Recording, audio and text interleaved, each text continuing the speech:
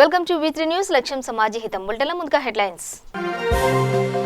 పశ్చిమ గోదావరి జిల్లాలో మంత్రి తానేటి వనిత మీడియా సమావేశం. వైఎస్ఆర్ ఆసరా పథకాలపై మీడియాకు వివరించిన మంత్రి. కర్నూలు జిల్లా పత్తికొండలో ఏపీ రైతు సంఘం నాయకులు నిరసన. వ్యవసాయ రంగానికి అన్యాయం జరిగే ఆర్డినెన్స్ ను రద్దు చేయాలని డిమాండ్. కృష్ణా జిల్లాలో ఉధృతంగా ప్రవహిస్తున్న మునేరు. ప్రవాహంలో చిక్కుకుపోయిన గేదెల కాపరులు.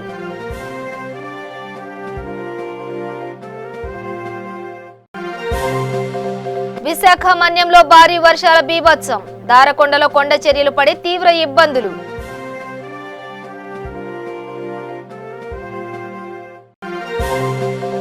గుంటూరు జిల్లాలో రిక్షాలో కరోనా మృతదేహం తరలింపు. తీవ్ర ఆగ్రహం వ్యక్తం చేసిన డిప్యూటీ స్పీకర్ కోన రఘుపతి.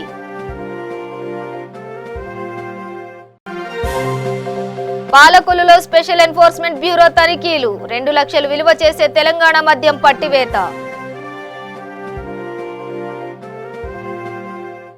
వివరాలు చూస్తే పశ్చిమ గోదావరి జిల్లా తాడేపల్లిగూడెంలోని తన నివాసంలో మంత్రి తానేటి వనిత మీడియా సమావేశం ఏర్పాటు చేశారు. రాష్ట్ర ముఖ్యమంత్రి వైఎస్ జగన్మోహన్ రెడ్డి ప్రవేశపెట్టిన పథకాల గురించి మంత్రి వివరించారు. త్వరలో ప్రవేశపెట్టనున్న వైఎస్ఆర్ ఆసరా పథకాలపై మంత్రి మాట్లాడారు. మహిళలకి అన్యాయం జరిగిందన్న మోసం చేశారు. ఎవరండి మోసం చేసింది? మీరు కాదా? 2014 ఎన్నికల్లో డాక్టర్ మహిళలందరికీ ఏం చెప్పారు? మీ రుణాలన్నీ కూడా మాఫీ చేస్తామని చెప్పారు. చేశారా? వాళ్ళని అప్పులు పాలు చేశారు. వాళ్ళని బ్యాంకుల చుట్టూ తిప్పించారు. వాళ్ళకి నోటీసులు ఇప్పించారు. ఇదాన్ని మీరు మహిళలకు చేసింది. అలానే రాజశేఖర రెడ్డి గారు ముఖ్యమంత్రిగా ఉన్నప్పుడు ఈ డ్వాక్రా మహిళలందరికీ కూడా పాల వడ్డీని తీసుకొచ్చారు. తర్వాత కాలంలో అది 0 వడ్డీ అయింది. మరి మీ పరిపాలనలో మీరు 5 సంవత్సరాల కాలంలో ఏం చేశారు? ఆ 0 వడ్డీని వాళ్ళకి అందించారా? ₹1 అన్నా ఏ రోజు అన్నా? అంటే మీ పరిస్థితి మీకు తెలియకుండా ఉంది. ఈ రోజున రాష్ట్రంలో అంటే ముఖ్యంగా మన దేశంలో కొన్ని రాష్ట్రాల్లో మహిళలు కూడా ముఖ్యమంత్రులుగా ఉన్నారు. అలాంటి రాష్ట్రంలో కూడా మహిళల కోసం ఇన్ని పథకాలు ఎక్కడా కూడా ప్రవేశపెట్టింది లేదు. మరి ఈ రోజున మన రాష్ట్రంలో మా జగనన్న మహిళల కోసం అది కూడా నిన్నటి రోజున చేపట్టిన వైఎస్ఆర్ చేయూత పథకంలో 23 లక్షల మంది లబ్ధి పొందారు. 23 లక్షల మంది ఓన్లీ చేయూత పథకంలో లబ్ధి పొందారు. ఈ నెలాఖరు కల్లా 93 లక్షల మంది ఆసరా పథకం కింద లబ్ధి పొందుతారు. వాళ్ళంతా కూడా డ్వాక్రా మహిళలు. వీళ్ళకి చేయూతకి ఏంటో తేడా తెలియదు, ఆసరాకి ఏంటో తేడా తెలియదు. ఏదో ఒకటి మాట్లాడేయాలి మీడియా ముందుకు వచ్చి. ఎక్కడ ఈ సంక్షేమ పథకాల వల్ల ప్రజలందరూ లబ్ధి పొంది మరి జగనన్నని ఎక్కడ మెచ్చుకుంటారో, ఆయనకి ఎక్కడ మంచి పేరు వచ్చేస్తుందో అని భయంతో మీడియా ముందుకు వచ్చి నోటుకు వచ్చినవన్నీ మాట్లాడేస్తూ ఉంటారు. ఈవెన్ లోకేష్ గారు మాట్లాడుతున్నారు, వర్ధంతికి జయంతికి తేడా తెలియదు అనుకున్నాను నిన్నటి వరకు. ఈ రోజున ఆసరాకి చేయూతకు కూడా ఆయనకి తేడా తెలియట్లేదు. ఒక మహిళ మాట్లాడుతున్నాడు, మాజీ శాసనసభ్యురాలు అనిత. వీళ్ళకి ఇచ్చిన డబ్బులన్నీ అంటే వెంటనే మద్యం షాపులకు వెళ్ళిపోతాయి. కనీసం వీళ్ళు అధికారంలో ఉన్నప్పుడు మహిళల కోసం ఏమీ ఆలోచించలేదు. మహిళలకు ఒక పక్కన అన్యాయం జరుగుతుంటే న్యాయం చేయలేదు. ఒక ఎంప్లాయీ మా పశ్చిమ గోదావరి జిల్లాలోనే ఎంఆర్ఓ వనజాక్షి అనే ఆవిడని జుట్టు పట్టుకుని ఈడ్చి కొడితే వాళ్ళ సొంత ఎమ్మెల్యే పట్టించుకున్నది లేదు. మళ్ళీ పంచాయతీ చేశారు వీళ్ళే. రైతులకు వ్యవసాయ రంగానికి అన్యాయం జరిగే ఆర్డినెన్స్ను కేంద్ర ప్రభుత్వం వెంటనే రద్దు చేయాలని ఏపీ రైతు సంఘం రాష్ట్ర నాయకుడు రామచంద్రయ్య అన్నారు. కర్నూలు జిల్లా పత్తికొండలో కేంద్ర ప్రభుత్వ విధానాలకు వ్యతిరేకంగా కేంద్ర ప్రభుత్వం తీసుకొచ్చిన ఆర్డినెన్స్ను 4 స్తంభాల కూడలి వద్ద తగలబెట్టి నిరసన తెలిపారు. ఆర్డినెన్స్ రద్దు చేయాలని, లేని ఎడల దశల వారీగా ఉద్యమాలు తీవ్రతరం చేస్తామని హెచ్చరించారు. ఈ కార్యక్రమంలో నాయకులు రాజా సాహెబ్, కృష్ణయ్య, సురేంద్ర తదితరులు పాల్గొన్నారు. రైతుల దగ్గర తక్కువని అదేవిధంగా వినియోగదారులకి విపరీతమైన రేట్లు పెంచేదానికి వాళ్ళు అవకాశాలు ఇస్తుంది ఈ ఆర్డినెన్స్. మరి ప్రభుత్వం దాని మీద ఏమైనా అజమాయిషి ఉందా అంటే అది కూడా లేదు. అదేవిధంగా రైతులకు సంబంధించి ధరలకు సంబంధించి ఈ కార్పొరేట్ శక్తులు వాళ్ళంతా కూడా ధరలు నిర్ణయం చేసుకుంటారు. మొట్టమొదటినే ధరలు కూడా రైతులు ఏదైతే నిర్ణయం చేసుకున్నారో ఆ ధరలకే వాళ్ళు కొంటారని చెప్పి చెప్తున్నారు. అయితే దీంట్లో చాలా అధ్వానమైన క్లాజ్ కూడా ఉంది. అది ఏమనంటే ఆ కంపెనీల వాళ్ళు అగ్రిమెంట్ చేసినా వాళ్ళ ఇష్టము భవిష్యత్తులోన రేట్లు డౌన్ అయితే ఆ ప్రకారం కొనుక్కోకుండా ఆ అగ్రిమెంట్ను వైలేట్ చేస్తూ వాళ్ళ కంపెనీలు కూడా బయటికి పోయేదానికి కూడా ఈ ఆర్డినెన్స్ అవకాశం కల్పిస్తుంది. ఇట్లాంటి మరి రైతులకు ఉపయోగపడే పద్ధతుల్లో, రైతులకి మద్దతు ధర ఇస్తామనే పద్ధతుల్లో ఇవన్నీ చేస్తూ ఈ కరోనా పరిస్థితుల్లో దీంట్లో ఉన్న లొసుగుల్ని బయటపెట్టి ప్రజల దృష్టిని తీసుకొచ్చేదానికి ఉద్యమాలు చేయాల్సిన అవసరం ఉంది. అందుకే జాతీయ స్థాయిలో ఈరోజు 250 రైతు సంఘాలు, all India Kisan coordination committee పేరుతో, అదేవిధంగా వ్యవసాయ కూలీల సంఘాల పేరుతో అందరూ కూడా ఏకతాటిపైకి వచ్చి ఈ ఆర్డినెన్స్ని వ్యతిరేకిస్తున్నాం. మరి ఇది దశల వారీగా ఉద్యమాలు జరుగుతున్నాయి. దీన్ని రాష్ట్రపతి దృష్టికి కూడా తీసుకోవడం జరిగింది. ఈరోజు దేశవ్యాప్తంగా కూడా ఈ ఆర్డినెన్స్ల ప్రతుల్ని దగ్ధం చేసే కార్యక్రమానికి పిలిపించడం జరిగింది. భవిష్యత్తులోన ఇదంతా కూడా రైతులను ఆదుకోవాలనంటే, వ్యవసాయ రంగాన్ని రక్షించాలనంటే సేవ్ అగ్రికల్చర్, సేవ్ విలేజెస్, ఆ విధంగా వ్యవసాయాన్ని రక్షించాలా, రైతులను రక్షించాలనే నినాదంతో ఆల్ ఇండియా కిసాన్ సభ, ఆంధ్రప్రదేశ్ రైతు సంఘం ముందుకు పోతుంది. మరి రైతుల్ని కాపాడాలంటే వాళ్ళ మద్దతు ధర కోసం డాక్టర్ స్వామినాథన్ కమిషన్ సిఫార్సుల్ని అమలు జరపాల్సా, అదేవిధంగా రైతులకు ఉండబడిన అప్పులన్నీ రద్దు చేయాలా, అట్లాంటి రైతులకు ఉపయోగపడే నిర్ణయాలను తీసుకోవాలని చెప్పి కేంద్ర ప్రభుత్వాన్ని డిమాండ్ చేస్తూ నాకు అవకాశం ఇచ్చిన మీ అందరికీ ధన్యవాదాలు తెలియజేస్తూ సెలవు తీసుకుంటాను. కరోనాతో చనిపోయిన వారి పట్ల ఎలాంటి భేదభావం చూపొద్దని, వారికి గౌరవప్రదమైన అంత్యక్రియలు నిర్వహించాలంటూ రాష్ట్ర ముఖ్యమంత్రి వైఎస్ జగన్మోహన్ రెడ్డి ఎన్నిసార్లు అధికారులను ఆదేశించినా కూడా అది క్షేత్రస్థాయిలో అమలు కావడం లేదు. తాజాగా గుంటూరు జిల్లాలో ఓ వ్యక్తి కరోనాతో చనిపోతే అతడి మృతదేహాన్ని రిక్షాలో తరలించారు. బాపట్లలో కోవిడ్ మృతుని పట్ల అధికారుల నిర్లక్ష్య వైఖరికి సంబంధించిన ఫోటో వెలుగులోకి వచ్చింది. కరోనాతో మరణించిన వృద్ధుడి మృతదేహాన్ని రిక్షాలో తరలించారు. కరోనా మృతదేహాన్ని రిక్షాలో తీసుకెళ్తున్న ఫోటోలు సామాజిక మాధ్యమాల్లో రావడం చూసిన డిప్యూటీ స్పీకర్ కోన రఘుపతి అధికారులకు ఫోన్ చేసి తీవ్ర ఆగ్రహం వ్యక్తం చేశారు.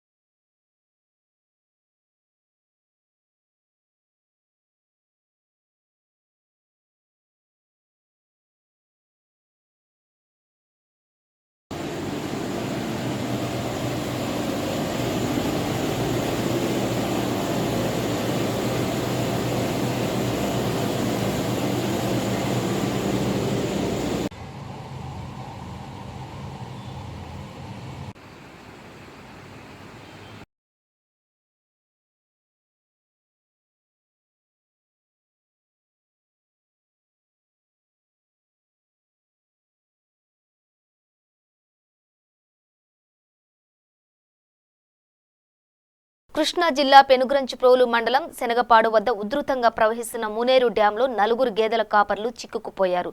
విషయం గమనించిన స్థానికులు ప్రభుత్వ విప్ సామినేని ఉదయభానుకు సమాచారం అందించారు. జిల్లా పాలనాధికారితో మాట్లాడి కాపర్లను రక్షించేందుకు చర్యలు తీసుకున్నారు. విప్ సంఘటనా స్థలానికి చేరుకున్న అగ్నిమాపక సిబ్బంది, గజ ఈతగాళ్లు వారిని రక్షించేందుకు తీవ్రంగా ప్రయత్నించారు.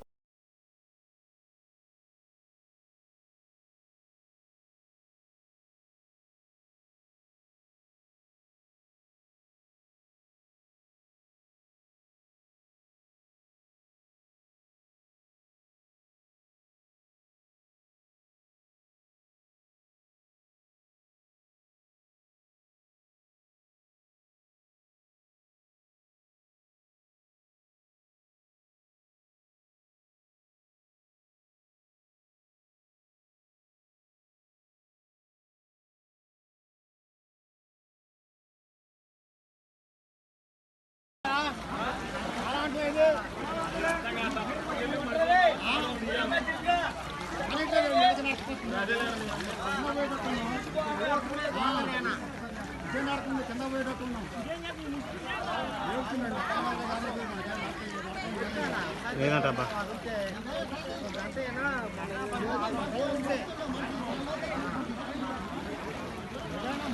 విశాఖ మన్యంలో గత 2 రోజులుగా కుండపోతగా వర్షాలతో ప్రాంతాలన్నీ చిత్తడిగా మారాయి.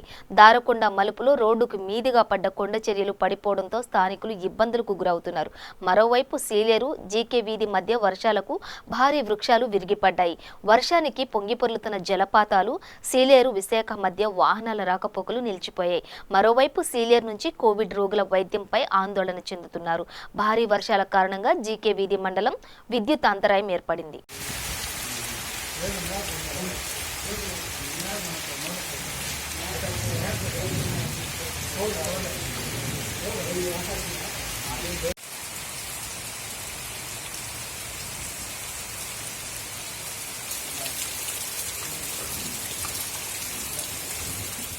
గుంటూరు జిల్లా కర్లపాలెం మండలం నల్లమోతువారిపాలెంలో గ్రామంలో ఎమ్మెల్యే, రాష్ట్ర శాసనసభ ఉపసభాపతి కోన రఘుపతి దంపతులు కరోనా నుంచి కోలుకున్న నేపథ్యంలో వైసీపీ ఇన్ఛార్జి తాండ్ర సాంబశివరావు ఆధ్వర్యంలో మొక్కుబడి పూజలు చేశారు. గ్రామదేవత శ్రీ పెద్దింటమ్మ అమ్మవారికి కొబ్బరికాయలు కొట్టి పూజలు చేశారు. కరోనాను జయించి డిశ్చార్జ్ అయ్యారని, ఆరోగ్యంగా ఉన్నారని, ఇందుకు కృతజ్ఞతగా ప్రార్థనలు జరిపించినట్లు వారు తెలిపారు. ఈ కార్యక్రమంలో నాయకులు, కార్యకర్తలు, గ్రామస్తులు పాల్గొన్నారు. అందరికీ నమస్కారం అండి. ఈ రోజున నల్లమోతువారిపల్లి గ్రామంలో శ్రీ పెద్దింటమ్మ తల్లి అమ్మవారి దేవాలయంలో మరి మన ప్రీతమ నాయకులు, బాపట్ల శాసనసభ్యులు, ఆంధ్రప్రదేశ్ రాష్ట్ర నవ్యాంధ్రప్రదేశ్ 2వ ఉపసభాపతి గౌరవనీయులు శ్రీ కోన రఘుపతి గారి దంపతులిద్దరూ కూడా మరి కరోనా బారిన పడి అనారోగ్యం చెందటం జరిగింది. మరి వారి ఆరోగ్యం కొరకు, వారి కుటుంబ సభ్యుల ఆరోగ్యం కొరకు ఈ రోజున మా గ్రామదేవత అయినటువంటి పెద్దింటమ్మ తల్లి అమ్మవారి దేవాలయంలో ప్రత్యేకమైన పూజలు చేయడం జరిగింది. మరి ఇప్పుడే తెలిసింది, మరి అమ్మవారి దయ వలన, మరి ఆ పార్వతీ పరమేశ్వరుల దయ వలన, యేసు ప్రభు కరుణ వలన, అల్లా ఒక దువా వలన మరి ఎప్పుడూ ప్రజలకి మేలు చేసి వారి పేదలకి న్యాయం చేయాలి, వారి జీవితాలు సుఖమయం చెందాలనే తాపత్రయంతో ఉండేటువంటి రఘుపతి గారు ఇప్పుడే అందిన వార్త గుళ్ళో మరి అమ్మవారి మహత్యం దయ వలన వారి ఆరోగ్యం బాగుపడిందని, నయమైందని, దంపతులిద్దరూ క్షేమంగా ఉన్నారని, ఆరోగ్యంగా ఉన్నారని, త్వరలోనే ఆసుపత్రి నుంచి కూడా డిశ్చార్జ్ అవుతున్నారని తెలిసింది. చాలా సంతోషం. మా ప్రీతమ నాయకులు రఘుపతి గారికి, వారి కుటుంబ సభ్యులకి ఆరోగ్యం బాగుపరిచినందుకు, వారి యందు దయ చూపినందుకు మరి ఆ దేవుళ్ళందరికీ కూడా నేను ధన్యవాదాలు తెలుపుకుంటున్నాను. మరి అలాంటి ప్రీతమ నాయకులకి ఎప్పుడైతే అనారోగ్యం గురయ్యాడో ఆరోగ్యం బాగుపడాలని మా కర్లపాలెం మండలంలో మండల నాయకులందరూ, మా మండల అధ్యక్షులు, పార్టీ వైఎస్ఆర్సీపీ అధ్యక్షుడు శ్రీ సీతారామరెడ్డి గారి ఆధ్వర్యంలో అన్ని గుళ్ళల్లో, అన్ని గ్రామాల్లో కూడా మన మండలమే కాకుండా బాపట్ల మొత్తం నియోజకవర్గం స్థాయిలో మొత్తం రాష్ట్ర వ్యాప్తంగా ఉన్నటువంటి కోన అభిమానులు పూజలు ఫలించి వారి ఆరోగ్యం మెరుగుపడింది. వారి ఆరోగ్యం కోసం పూజలు చేసినటువంటి ప్రజలకి, పార్టీ అభిమానులకి, పార్టీ కార్యకర్తలకి, పార్టీ నాయకులకి, మిత్రులకి, శ్రేయోభిలాషులకి అందరికి కూడా నేను ధన్యవాదాలు తెలుపుకుంటున్నాను. మరి ఈరోజు చాలా సంతోషకరమైన వార్త మేము ఇప్పుడే విన్నాము. గుళ్ళోకి వచ్చిన తర్వాత అమ్మవారి దయ వలన ఆయన మరి క్షేమంగా ఆరోగ్యం బాగుపడి డిశ్చార్జ్ అవుతున్నారని తెలిసింది. సమయం అయితే తెలియదు. పశ్చిమ గోదావరి జిల్లా పాలకొల్లులో తెలంగాణ మద్యం పట్టుబడింది. స్పెషల్ ఎన్ఫోర్స్మెంట్ బ్యూరో ఆధ్వర్యంలో నిర్వహించిన తనిఖీల్లో గుట్టు చప్పుడు కాకుండా తరలిస్తున్న మద్యాన్ని పోలీసులు స్వాధీనం చేసుకుని 3 అరెస్టు చేశారు. మద్యం విలువ 2,48,000 రూపాయలు ఉంటుందని పోలీసులు తెలిపారు. పాలకొల్లు రూరల్ మండలం శివదేవుని చిక్కాల గ్రామంలో నివసించే 2 వ్యక్తులు, బెల్లంకొండ శ్రీను, వేగి రామకృష్ణ అనే వ్యక్తులు, తర్వాత హైదరాబాద్లో నివసిస్తున్న గణేష్ అనే వ్యక్తి కలిసి అక్రమ మద్యం వ్యాపారాన్ని నడపడానికి రైతు నుంచి విఫలమై మాకు పట్టుబడ్డారు.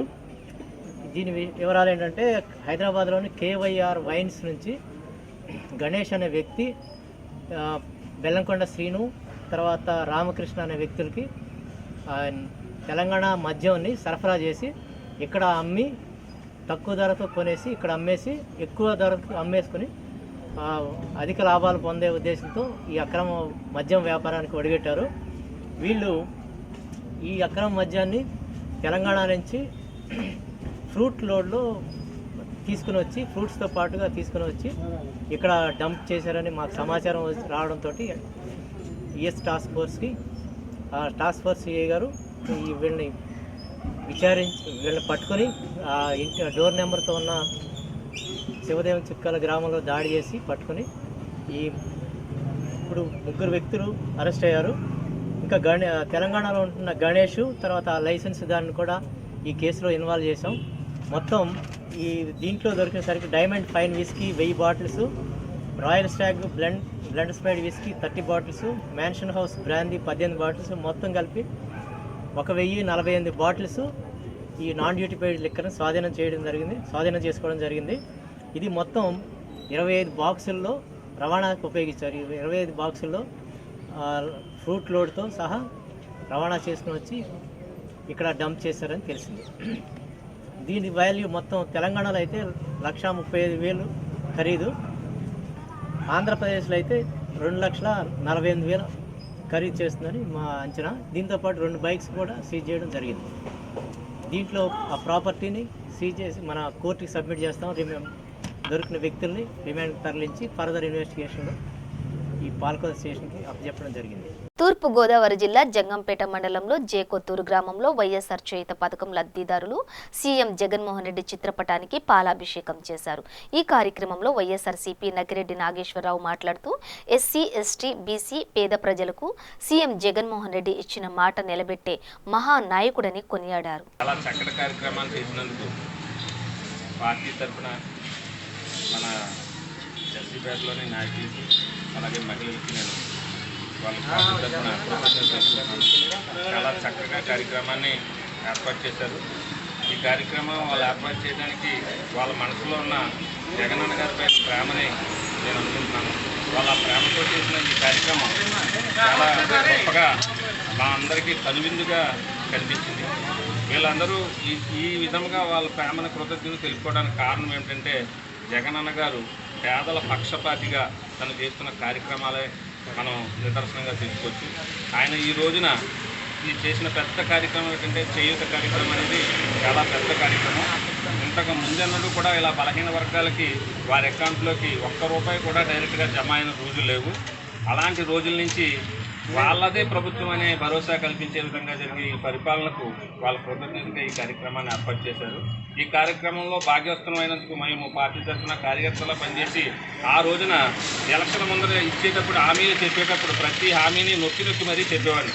మేము అందరం కలిసి చెప్పేవాళ్ళు.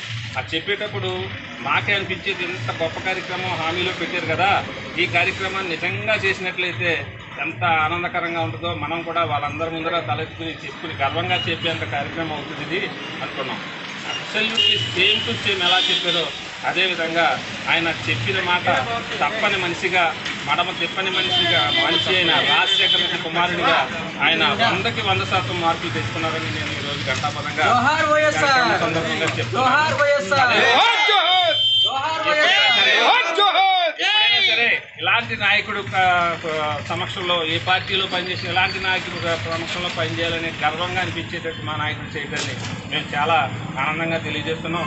అదేవిధంగా మా నియోజకవర్గ స్థాయిలో మా ఎమ్మెల్యే గారు జ్యోతి చంద్రబాబు ప్రతి ఒక్కరికి గ్రామంలో ఉన్న నాయకులకి కార్యకర్తలకు పిలుపునిచ్చారు. ప్రతి కార్యక్రమం చేయూత కానివ్వండి, చేదోడు కానివ్వండి, కాపు నేస్తం కానివ్వండి, అలాగే ఏ కార్యక్రమం తీసుకున్నా సరే మన వాలంటీర్లందరి సహకారంతోనూ సచివాలయ సిబ్బందితోనూ మీరు చక్కటి కోఆపరేషన్ చేసి ప్రతి లబ్ధిదారుని గుర్తించాలి, ఏ ఒక్క లబ్ధిదారుడు మిస్ అవ్వకూడదని చెప్పేసి ఆయన మాకు ఇచ్చిన సందేశాన్ని తూచా తప్పకుండా ఇక్కడ మేము నిర్వర్తించి ఆ కార్యక్రమాన్ని చేయగలిగామని, ఆయన సహాయ సహకారాలు మాకు ఏదైనా ఇబ్బంది వచ్చినప్పుడు అధికారులకు చెప్పడం కానీ ఆయన సహకారంతో ఈ కార్యక్రమాన్ని పూర్తి చేయగలమని చెప్పేసి ఈ సందర్భంగా మీ అందరూ తెలియజేస్తున్నాను. ఈ సందర్భంగా ఆయనకి కూడా మేము పాలాభిషేకం చేసుకుని మా వంతు మేము కృతజ్ఞతలు తెలుపుకున్నామని తెలుగుదేశం పార్టీ జాతీయ అధ్యక్షులు నారా చంద్రబాబు నాయుడు ఆదేశాల మేరకు రాష్ట్రంలో దళితులపై జరుగుతున్న దౌర్జన్య చర్యలకు నిరసనగా రాష్ట్ర వ్యాప్తంగా ఎస్ఎస్ఎల్ ఆధ్వర్యంలో నిరసన కార్యక్రమాలు చేపట్టడం జరిగింది. ఇందులో భాగంగా అనంతపురం జిల్లా కదిరి నియోజకవర్గంలో పార్టీ ఇన్ఛార్జి కందికుంట వెంకట ప్రసాద్ సూచన మేరకు ఆందోళన చేపట్టారు. ఎస్ఎస్ఎల్ రాష్ట్ర నాయకులు రాజశేఖర్ బాబు మాట్లాడుతూ రాష్ట్రంలో దళితులపై అణచివేత ధోరణి ప్రభుత్వం అవలంబిస్తోందని అన్నారు. రాష్ట్ర ప్రభుత్వానికి దళితుల పట్ల చిత్తశుద్ధి లేదని వ్యాఖ్యానించారు. దౌర్జన్యకరమైన పాలన కొనసాగుతా ఉంది. గత 14 నెలలుగా కక్షపూరితంగా కుట్రపూరితంగా కేసులు పెడుతూ దౌర్జన్యాలు చేస్తూ అరాచకాలు చేస్తూ ప్రశ్నించిన వాళ్ళ మీద కేసులు పెట్టి జైళ్ళల్లో పెట్టి ఎవరన్నా ఎదురు తిరుగుతారంటే అట్లా వాళ్ళని పోలీస్ స్టేషన్లో పెట్టి పోలీసుల చేత కొట్టించి వాళ్ళని ఆసుపత్రిలో పాలు చేస్తూ ఉంది. ఇదేమని ప్రశ్నించిన నాయకుల్ని కానీ రాజకీయ పార్టీల నాయకుల్ని కానీ ప్రజా సంఘాల నాయకుల మీద కానీ కేసులు పెట్టి వాళ్ళని కూడా సబ్జెక్టులకు తరలించడం చూస్తూ ఉంటే ఎన్నికల ముందు మీరు దళిత కులాలను అభివృద్ధి చేస్తామని చెప్పిన మాటలు ఈరోజు పక్కన పెట్టి రాష్ట్ర ప్రభుత్వం చేస్తున్న ఏందనేసి దళిత సంఘాల నాయకులుగా మేము ప్రశ్నిస్తూ ఉన్నాం.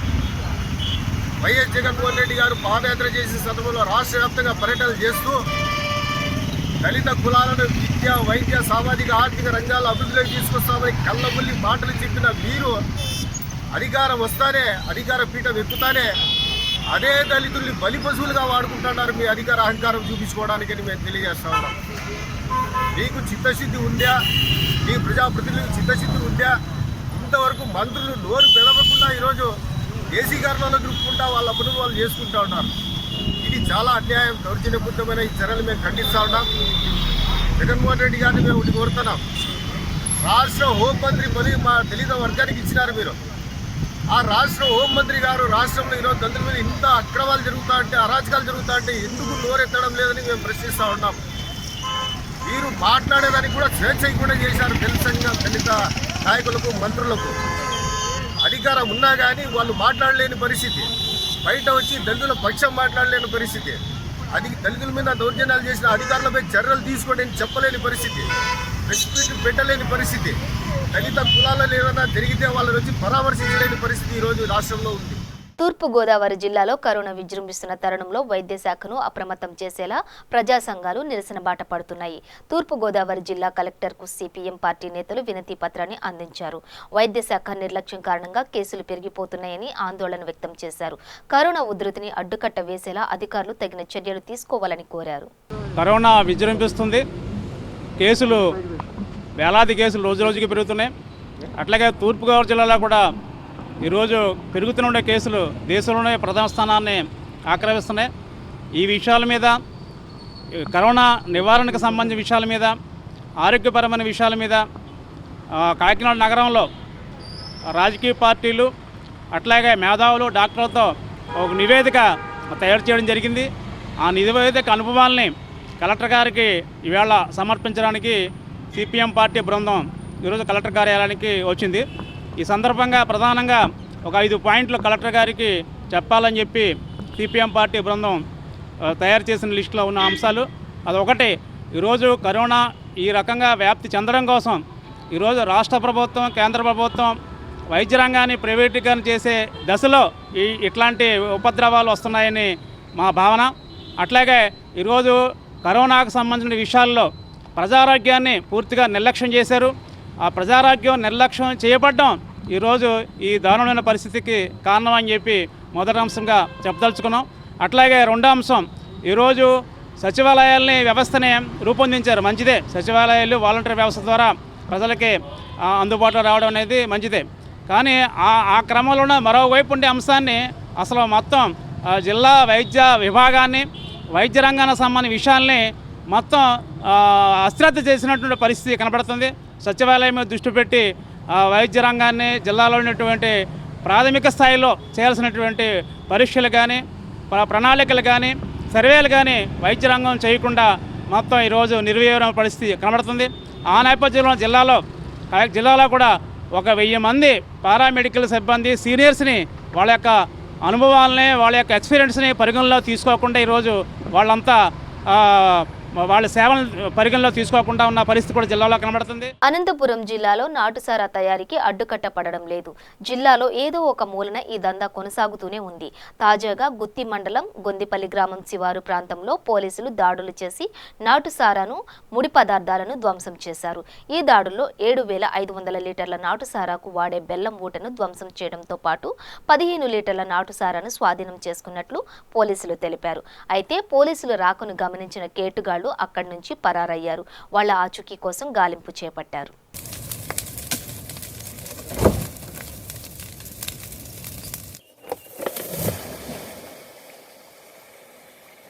కడప జిల్లా పులివెందుల కనంపల్లె తనిఖీ కేంద్రం వద్ద అక్రమంగా తరలిస్తున్న నిషేధిత గుట్కాను పోలీసులు స్వాధీనం చేసుకున్నారు.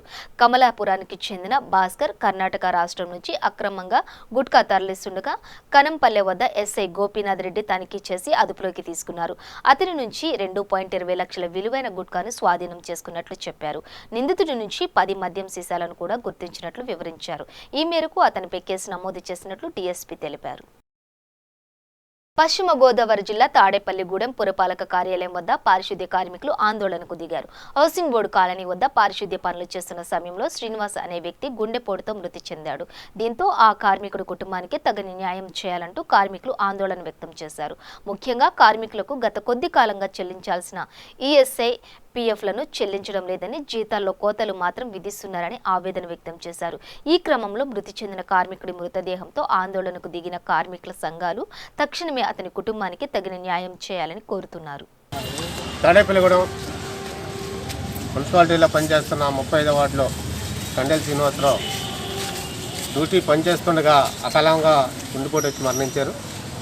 అని డిమాండ్ ఏం చేస్తున్నామంటే మున్సిపల్ అధికారులకి దీర్ఘకాలంగా పిఎఫ్ ఈఎస్ఐ ఇక్కడ అమలవుతలేదు. ఎందుకంటే మున్సిపల్ వర్కర్లు ఎంత జీతం తీసుకెళ్ళినా వాళ్ళు తినడానికి కానీ అప్పులు కట్టడానికి కానీ ఇళ్ళద్దులు కానీ సరిపోతుంది, కానీ వైద్య సదుపాయం సరైన వైద్యం చేయించుకోవడానికి డబ్బులు ఉండలేదు. కాబట్టి మాకు PF ESI up to date ఉండాలని దీర్ఘకాలంగా అడుగుతున్నాం, కానీ అది అమలు అవుతలేదు.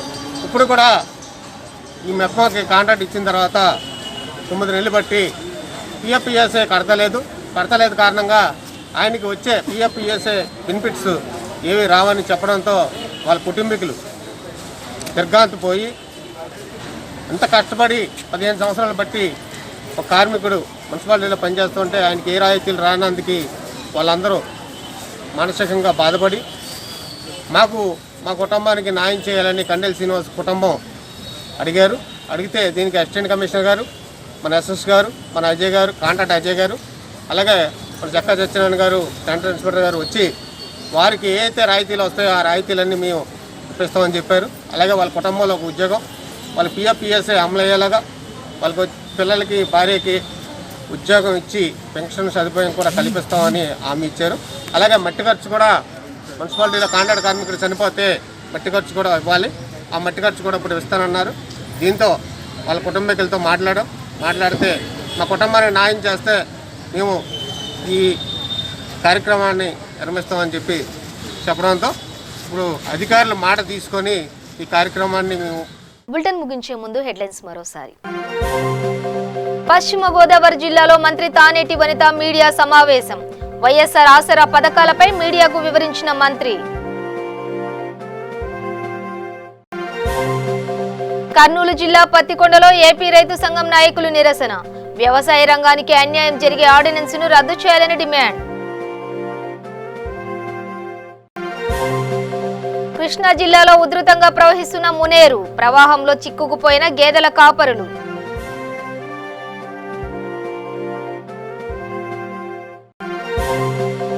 విశాఖ మన్యంలో భారీ వర్షాల బీభత్సం.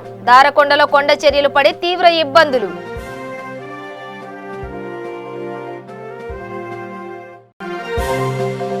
గుంటూరు జిల్లాలో రిక్షాలో కరోనా మృతదేహం తరలింపు. తీవ్ర ఆగ్రహం వ్యక్తం చేసిన డిప్యూటీ స్పీకర్ కోన రఘుపతి.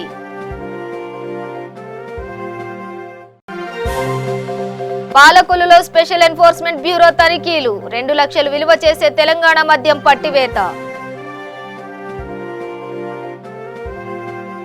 ఇవి బులెటిన్ అప్డేట్స్. చూస్తూనే ఉండండి V3 న్యూస్ లక్ష్యం సమాజ హితం.